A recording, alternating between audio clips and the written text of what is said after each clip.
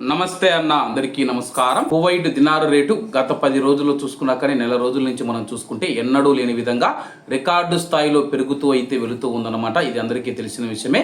తాజాగా గత 10 రోజుల్లో మనం చూసుకుంటే కానీ కువైట్ దినారు రేటు కుప్పకూలిందని చెప్పేసి కువైట్లోని మార్కెట్ నిపుణులు అయితే తెలుపుతూ ఉన్నారు. వివరాల్లోకి వెళితే 20వ తేదీ కువైట్ దినారు భారత రూపాయి మారకం విలువలో 313 రూపాయల 1 పైసాగా ఉంది. అంతకంటే ఎక్కువ కూడా వెళ్ళిందనమాట.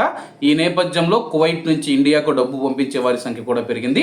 కువైట్ దినారు ఫిలిపిన్ కరెన్సీతో చూసుకున్నా, పాకిస్తాన్ రూపీస్తో చూసుకున్నా, బంగ్లాదేశ్ టాకాలతో చూసుకున్నా, శ్రీలంక రూపాయలతో చూసుకున్నా సరే కానీ భారీగా పెరిగిపోయిందనమాట.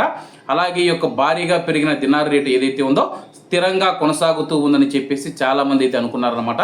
కానీ గత 10 రోజుల నుంచి దినారు రేటు కొద్దిగా తగ్గుతూ వస్తూ ఒక్కసారిగా పడిపోయిందని చెప్పేసి, అలాగే దినారు రేటు పడిపోయినా సరే కానీ ఇప్పటికి కూడా ప్రపంచంలోనే స్ట్రాంగెస్ట్ కరెన్సీగా, బలమైన కరెన్సీగా నిలిచిందని చెప్పేసి మార్కెట్ ఇప్పుడు తెలుపుతూ ఉన్నారు. 20వ తేదీ 313 రూపాయల 1 పైసాగా ఉన్న దినారు రేటు తాజాగా ఈ రోజు మనం చూసుకుంటే కానీ 30వ తేదీ గత 10 రోజులలో 6 రూపాయల 99 పైసలు, అంటే దాదాపు 7 రూపాయలు తగ్గి 306 రూపాయల 2 పైసల వద్ద స్థిరపడినట్లయితే మార్కెట్ వర్గాలు వెల్లడించాయి. అలాగే డాలర్తో రూపాయి మారకం విలువ గత 10 రోజుల క్రిందట 96 రూపాయల కంటే ఎక్కువ వెళ్ళిపోయిందనమాట.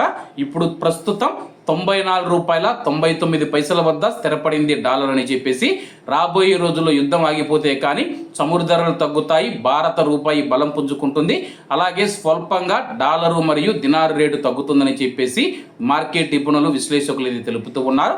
మరి మీరు కువైట్ నుంచి ఇండియాకు డబ్బు పంపించి ఉంటే దినారు రేటు ఎంత ఉందో కామెంట్ రూపంలో తెలియజేయాలని కోరుకుంటూ, అందరూ బాగుండాలి, అందులో మనం ఉండాలి. అందరికీ నమస్తే అన్న, జై హింద్.